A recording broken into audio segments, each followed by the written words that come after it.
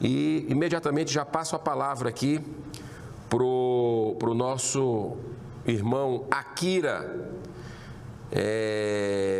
especialista em mediação pela Universidade de Harvard e membro da comissão técnica que incluiu a mediação privada no Colégio Brasileiro de Ocupação. O senhor tem 15 minutos, com a tolerância. O sobrenome que eu não anotei na hora que eu falei. Ninomiya. Ninomiya. Agora eu não erro, mano. Ninomiya. Bom dia a todos e a todas. Que alegria, que satisfação estar aqui hoje. Gostaria de cumprimentar o excelentíssimo senador da República, Eduardo Girão, nosso grande amigo, nosso irmão, agradecer pelo convite e estender esses cumprimentos a todos que estão na mesa e também cumprimentar todos aqueles que estão participando virtualmente e peço licença para cumprimentá-los na pessoa do meu amigo, do meu irmão, do meu mentor, professor Jean Carlos Lima. Gratidão, meu irmão, por tudo. Se eu tivesse, senador, sido convidado para estar aqui, ouvindo tudo o que está sendo dito, meu dia estaria ganho. Estaria ganho. Porque a profundidade das reflexões, a sensibilidade das palavras, já demonstra o que é a essência da mediação. Contudo, o convite para proferir palavras nos faz lembrar do nosso dever e honra de servir, que também faz parte dos pilares da mediação. Eu gostaria de dedicar a minha fala a alguns elementos que proporcionaram ressignificação na minha vida por meio da mediação.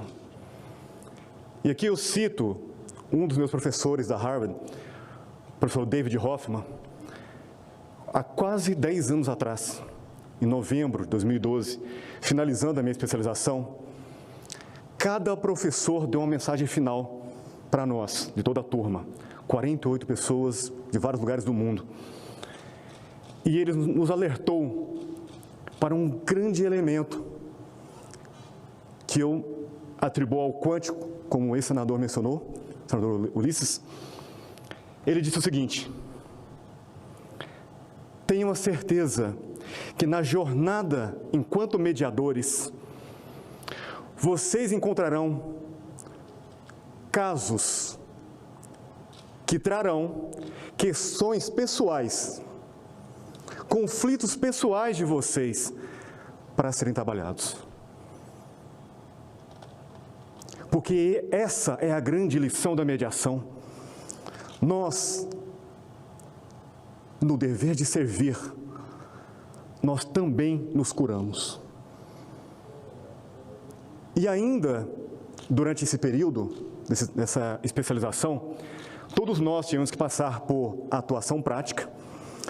E eu gostaria de citar aqui um caso, que durante o curso já me ensinou isso.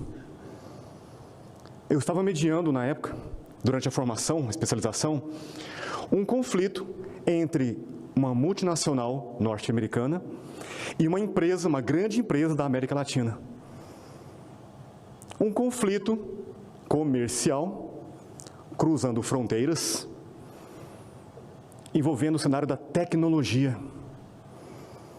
Um conflito que já havia chegado à esfera judicial de milhões de dólares sendo discutido. Milhões. E chegou uma certa altura desse diálogo mediativo em que a representante da multinacional havia cedido a todos os pedidos que o diretor executivo da empresa latina havia feito. E por algum motivo, ele insistiu no conflito e buscava outros elementos para justificar a manutenção do conflito. Um executivo experiente, já tinha atingido bons números com a mediação, mas a pergunta é, por que ele insistia naquele conflito? E esse diretor, com um pouco de dificuldade com o idioma inglês, e eu confesso que naquela época eu também estava, já havia quase 10 anos que eu não estava em contato direto com o idioma, quando eu vi que não tinha mais o que fazer no diálogo mediativo, eu propus como uma última alternativa, que separássemos cada um em uma sala para eu ter uma última conversa com cada um deles. E eu fui conversar primeiro com esse diretor executivo. E a primeira fala com ele, eu pedi desculpas pelo fato do meu inglês não estar bom. E ele olhou para mim e falou: rapaz, obrigado por falar isso, porque eu estava extremamente incomodado com o fato de também não estar conseguindo me comunicar bem. E a gente foi conversando um pouco sobre isso. Eu falei: essa dificuldade, essa questão do senhor, é a primeira vez que o senhor tem esse incômodo?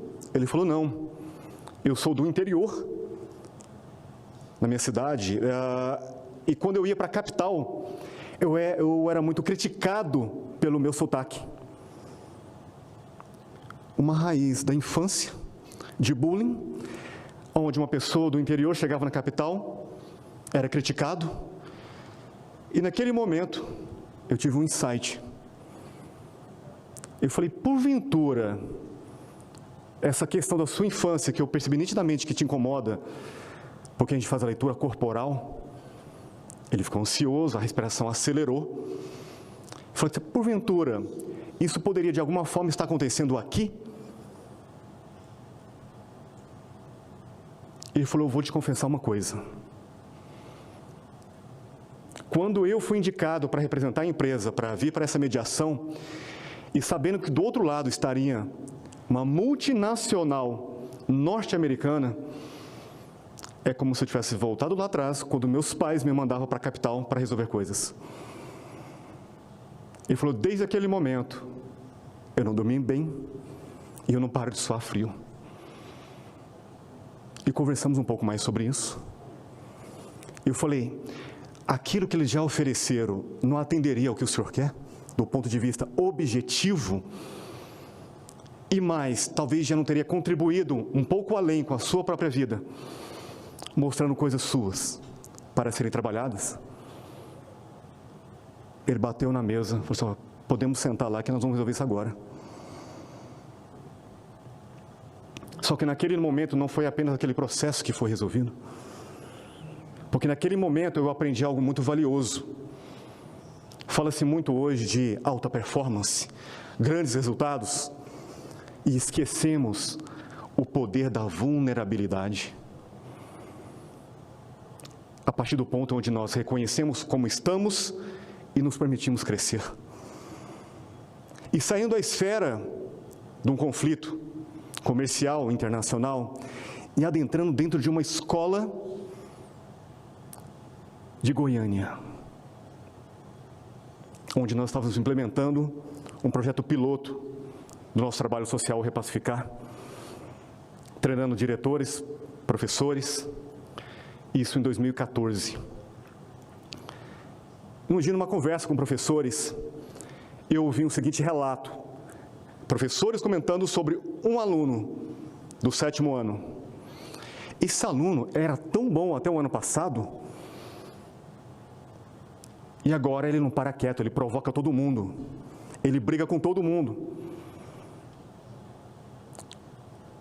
Dá a impressão, olha um comentário, que ele quer ser mandado para fora da sala de aula. E eu fiz a seguinte pergunta, que parecia uma pergunta boba: já perguntaram para ele porque ele quer sair da sala? Porque ele quer ser expulso? No primeiro momento eles olharam para mim até com uma incredulidade. Eu falei: já falaram com os pais dele? Falaram: já mandamos bilhete, mas eles não respondem. Eu falei: então já estamos chegando na raiz da questão. Eu falei: eu posso conversar com ele? E fui conversar com esse rapaz, pré-adolescente. Sentei com ele e fui direto ao ponto.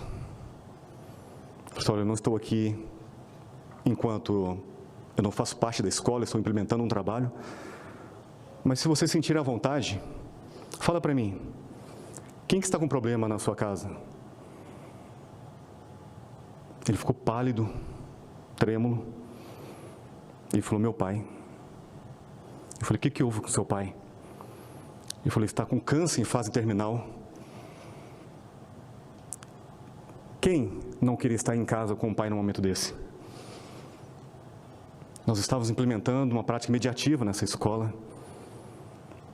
Mas a mediação, ela não é apenas uma ferramenta que a gente coloca em determinado momento e depois a gente guarda numa prateleira. Ou somos mediadores ou não somos. Ou adotamos isso enquanto filosofia de vida, ou estamos nos enganando. E essa mediação que eu venho hoje defender,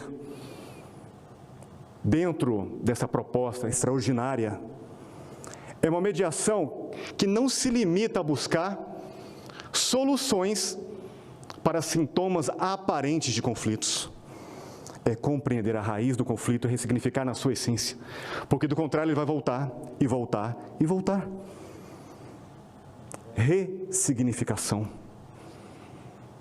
Eu citei o caso, conflito entre uma multinacional e uma empresa, o outro de uma escola, quando na verdade tudo se resume a um elemento, o ser humano. O ser humano. Com expectativas, sentimentos, emoções, frustrações. Tudo se resume ao ser humano. Essa mediação, que dentro de um ponto de vista histórico, o senador fez uma abordagem histórica fantástica, que antecede inclusive o nosso ordenamento jurídico moderno. A mediação que faz parte da cultura humana, que é um resgate dos valores humanos, que nasce na essência de uma sociedade que é a família. Uma família que sabe mediar, é uma família que leva isso para a sociedade. É um resgate de valores. E o senador mencionou Mahatma Gandhi.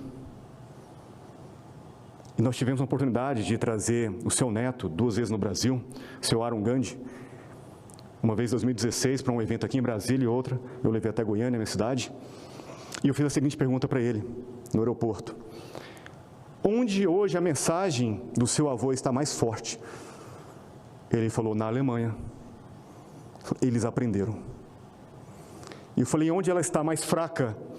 Ele: na Índia, porque lá eles acomodaram. E eu reforço o pedido feito pelo ex-senador Ulisses, que esse ato seja um ato contínuo, e que estamos aqui para somar forças a isso. Mencionei o seu Arun Gandhi, conte com todo o nosso cenário de parceiros, conte também com nossos parceiros da Fundação Nelson Mandela, parceiros nossos desde 2015, com todo o nosso cenário, inclusive, senador, seu Arun Gandhi e eu, nós estamos escrevendo um livro voltado para jovens, chamado Nós Somos a Mudança, porque o avô fez uma provocação: seja a mudança que quer ver no mundo. Esse livro, nós vamos colocar em formato digital para ser mais acessível, é uma resposta nossa a esse chamado, porque nós somos a mudança e colocamos nós para lembrar a importância de nos unirmos. E eu fecho aqui com uma reflexão de uma charge que eu coloquei no nosso evento 2016, com o seu Arun Gandhi presente. Uma criança conversando com um adulto e o adulto questionando ele: então você quer mudar o mundo sozinho? E ele disse: eu não estou sozinho, somos muitos, apenas estamos espalhados, mas começamos a nos unir, e aqui estamos. Conte conosco, esse trabalho é fundamental em todos os sentidos, tanto para atuações interventivas necessárias, quanto restaurativas, para curar feridas e dores, mas acima de tudo, preventivas, a partir de uma transformação cultural da sociedade como um todo. Gratidão a todos pela atenção e pela oportunidade. Luz e paz.